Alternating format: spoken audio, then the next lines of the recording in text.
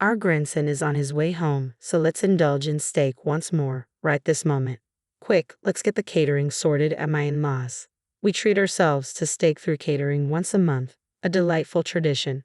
Yet again, I find myself left out. How many times has this happened now? Every time we order, my mother-in-law conveniently overlooks my steak, leaving me empty-handed. She's quite assertive, and I just can't seem to stand up to her. I suppose I'll have to endure it once more. Just when I was about to resign myself to the situation, Grandma's actions feel particularly unkind. My name is Raina, a 38-year-old housewife without any remarkable talents. I resorted to a matchmaking service to find my current husband, Craig. Marriage seemed elusive until I met Craig, who shared my passion for movies. Our bond blossomed over movie dates, leading to a smooth courtship and marriage. Initially kind, Craig's demeanor changed after our son was born. Two significant changes altered the course of our lives. Firstly, our son's intelligence soared, excelling academically far beyond his age. Despite his brilliance, he faced bullying at school and eventually stopped attending. Encouraged by a teacher, he now studies at Cambridge University in England. The second change was moving into my in-laws' house due to my husband's work relocation. Living with my in-laws was a stark transition. My father-in-law's illness confined him to the hospital, leaving only my mother-in-law at home. As a former working woman turned housewife, adapting to this new life proved challenging, setting the stage for further difficulties ahead. Feeling under the weather, I was greeted on my first day in my husband's family home with a directive. "Work hard for me, young one," my mother-in-law said. Yet she appeared far from unwell, exuding more energy than me. "How old are you, mother-in-law?" I inquired tentatively. 64 this year, my husband replied, his tone tinged with annoyance. Despite her apparent vigor, in this household, her word was law.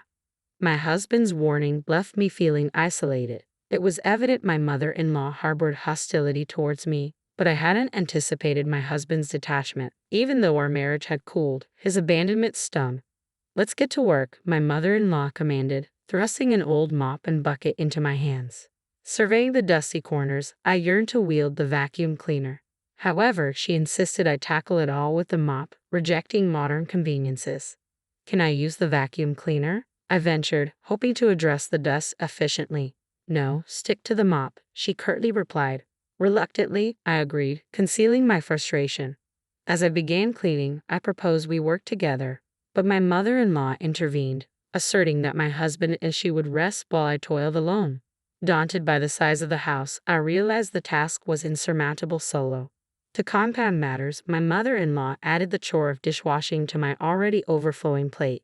Overwhelmed, I struggled to keep pace with her demands, feeling the weight of my new responsibilities bearing down on me. "I can't handle it all. The house is too big," I confessed, overwhelmed. In response, my mother-in-law offered a solution. "I'll permit you to use the vacuum for $10 every 10 minutes. How's that?" But the cost was steep, far beyond my means. Her disdain for my financial situation stung, branding me a poor daughter-in-law. My husband, silent and unhelpful, stood by as I endured her belittlement. He even criticized my mopping technique, insisting it was improper to converse while cleaning. The solitude we shared before moving in with his parents had transformed into a form of psychological abuse. Amidst the tension, my mother-in-law announced plans for steak, summoning catering. Though exhausted from cleaning and dishwashing, the promise of steak fueled my determination. I had invested extra effort into preparing for this moment, eagerly anticipating the reward. As the catered steak arrived, my excitement peaked, but my joy was short-lived. Despite my efforts, my mother-in-law declared there was no steak for me, leaving me crestfallen. The disappointment cut deep, shattering my anticipation and leaving me deflated. "I've cleaned the floors and done the dishes," I informed my mother-in-law, only to be met with dismissal. "That's only natural," she replied. "Consider it a token of appreciation for letting you stay. Think of it as paying a fee through your actions. Did you think you could live here for free?" Her words pierced through me, amplifying the sense of hellishness that had engulfed my life since moving into my in-laws' house due to my husband's work. Financially constrained and unable to afford living independently, I relied on a meager monthly allowance of $200 since getting married. After covering essentials and previous expenses, there was nothing left to save. The naive expectation of security as a housewife shattered in the face of harsh reality. As for dinner, my mother-in-law's unpreparedness spoke volumes. While they indulged in high-quality steaks, I was offered noodles. The stark contrast highlighted my subordinate status in the family. Even the act of washing the knife and fork after their meal was the closest I came to the steak. From the very first day, mistreatment became routine, leaving me mentally and physically drained. Amidst this despair, a rare call from our son studying abroad brought a glimmer of warmth. Praising my embroidery, he reminded me of my skills. His words, a balm to my soul, stirred emotions long buried under layers of neglect. But even in my moment of happiness, his keen perception sensed my trembling voice. A testament to his high IQ and psychological acumen, his concern mirrored the distance between us. Yet in his distant words I found solace, a reminder that amidst the darkness there remained a flicker of light. I couldn't believe how much my son had changed. He seemed to have an uncanny ability to see through my facade, sensing something was amiss with Dad. After a moment of silence, I summoned the courage to confide in him about the situation at my in-laws' house. Despite feeling ashamed for airing my troubles, having someone to confide in felt like a lifeline. It's tough every day, I admitted, but he reassured me. I'll come over once it's our vacation, and I've saved up some money from my part-time job, he promised, refusing to take no for an answer. With my son's imminent return home, time seemed to fly during our overdue phone call. An hour passed, leaving me feeling rejuvenated by his unwavering support. However, as soon as the call ended, my mother-in-law approached with a sharp glare. "That's quite a luxurious long phone call," she remarked, draining the energy I had gained from our conversation. Despite my apologies, she swiftly shifted the conversation to the upcoming block party, assigning me the task of shopping and making a reservation for steak catering. The day of the block party arrived, and guests began to gather. My mother-in-law, dubbed the president by everyone, was the center of attention. Amidst the festivities, she wasted no time in ordering me around, using me as her servant regardless of who was present. Some guests spoke up in my defense, urging my mother-in-law to treat me more kindly, but her threats silenced them, reminding them of their place in the community. Their initial support quickly waned under her influence, leaving me feeling even more isolated. It became evident that my mother-in-law's control extended beyond our house, permeating the entire area. Against her power, I felt powerless, a mere housewife unable to challenge her authority. The ordered steak arrived, and my mother-in-law joyfully arranged it on the table. Her choice was surprisingly lavish, accompanied by an array of high-end side dishes like caviar and truffles. Yet even amidst the opulence, she couldn't resist lecturing me. "Do you really think you deserve such fine steak as a wife? You're 100 years too early for that," she chided, her words a public humiliation. The sympathetic glances from those around us only deepened my sense of isolation. No one dared oppose her, not even my husband, who quietly savored his steak. Hope flickered within me, hoping for even a small portion of the steak. But my mother-in-law's words dashed those hopes, offering beef noodles instead. Upgraded from the ordinary, but still far from what I craved. Frustration simmered beneath the surface until it boiled over, and I couldn't contain it any longer. "Mother-in-law, this is too much," I exclaimed, my voice breaking the tension. "I've prepared everything for today's block party, and yet you treat me like this." Her response was swift and harsh, shutting down any semblance of rebellion. "Is this true, Raina? Couldn't you show a little kindness?" My husband interjected, hoping to diffuse the situation. But his words fell on deaf ears as my mother-in-law's resolve remained unshaken. Silenced by her intimidation, no one dared challenge her authority. In that moment, it became painfully clear that in this household her word was law, leaving me to navigate a world where my desires and efforts were constantly undermined. "Remember, you must obey mother in this house," my husband's sudden, authoritative voice echoed through the room, causing my body to instinctively flinch. The once lively atmosphere fell silent, and even those who had supported me began to echo his sentiment, filling the room with resounding agreement. Frustrated and overwhelmed, I fled from the scene, seeking solace in the sanctuary of my bedroom. Time seemed to blur as I locked myself away, the weight of the situation bearing down on me until exhaustion claimed me. When I awoke, the block party had dispersed and the night had fallen. Glancing at my phone, I found an email from my son, announcing his imminent arrival. Despite the exhaustion, I drifted back to sleep, awaiting his return. The next morning, I found my mother-in-law in the kitchen preparing breakfast. Without preamble, she remarked on my behavior from the previous day, her words cutting through the air. Informed of my son's impending visit, she immediately pivoted to plans for steak, eager for his return. As evening descended, my son finally arrived home, greeted by a table laden with lavish steaks. Despite his usual enjoyment of the meal, he couldn't help but notice my absence from the feast. Concerned, he questioned my mother-in-law, only to be met with a dismissive response. "It's fine, Raina is always like this," she waved off his concern, redirecting his attention to the meal before him.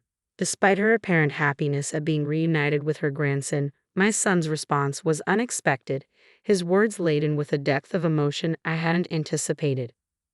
"I don't want it. Why didn't you prepare mom's portion? This is discrimination, isn't it?" My son's cool demeanor caught both my mother and husband off guard, their surprise evident in their expressions.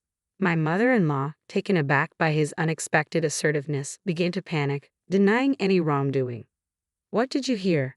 "I didn't do anything," she stammered, but my son remained steadfast, unmasking her behavior with unwavering confidence. "You're always looking down on mom, aren't you? People like that usually lack confidence or have nothing to be proud of, so they attack others to feel superior. It's a mean personality," he countered, his words piercing through her defenses. As my son continued to confront her, my mother-in-law found herself increasingly cornered, her usual tactics rendered ineffective against his insight. "That's true, isn't it? Everyone has an equal share of steak, but mom has nothing." "This is clear discrimination," he asserted, his logic irrefutable. Normally, such confrontation would escalate into a fight, but my son's demeanor remained composed, far beyond his years. With each observation, my mother-in-law grew more subdued, her usual confidence waning in the face of his scrutiny. "You're panicking. Your eye movements, habits, and amount of sweat tell the story," my son continued, revealing his studies in psychology at Cambridge University and his keen observation skills. Despite her attempts to maintain composure, my mother-in-law couldn't conceal her discomfort, her facade crumbling under his scrutiny. Watching the exchange unfold, I marveled at my son's poise, while my husband observed in silence.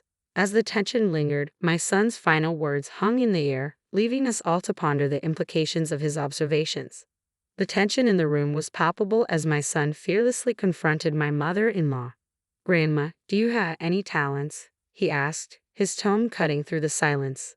My mother-in-law, usually quick with a retort, found herself at a loss for words as my son continued, unrelenting. "What you did, Grandma, was unfair. Mom excels in embroidery. Her work could even sell in England," my son praised, surprising me with his acknowledgement of my hobby. "You, Grandma, have none, yet you try to belittle Mom and assert dominance. Is it because you can't accept someone being superior?" As my son's words struck home, my mother-in-law remained speechless, unable to refute his observations. "And what about you, Dad? Why didn't you stand up for Mom when she needed help? Were you unable to stand up to Grandma because she's your mother? If so, why did you marry her?" My husband, caught off guard by our son's probing questions, could only offer silence in response. My son's relentless critique didn't spare anyone, exposing the underlying dynamics of our family dynamic. "You both just want to feel superior and look down on others," he concluded, leaving my husband and mother-in-law speechless. I couldn't help but feel proud of my son's maturity and insight. His suggestion to move to England together took me by surprise, but his reasoning soon became clear. "One of my classmates has a father who's a Hollywood actor. He saw pictures of your embroidery and wants to buy your work. There's a waiting list of over 200 people eager to purchase your pieces," he revealed, his smile contagious. Overwhelmed by the unexpected turn of events, I couldn't help but feel grateful for my son's unwavering support and encouragement. With his guidance, perhaps a new chapter awaited us, one where our talents were celebrated, not diminished. As my son shared his unexpected news, both my mother-in-law and husband listened with astonished expressions. "Mom, I've taken the liberty of arranging something for you. They want you to open a store with your handmade crafts in the UK, my son explained, his eyes shining with excitement. The thought of turning my hobby into a job, especially in England, left me speechless.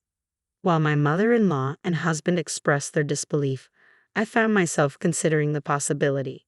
If I was going to face harassment at my in-laws' house anyway, why not pursue my passion as a profession? Moreover, The strained relationship with my husband made staying there unbearable. So, I made up my mind. I'll give it a try. I accepted, much to the shock of my family. And then, I dropped a bombshell. I'm divorcing you. I'm tired of being oppressed by your mother. Let me be free.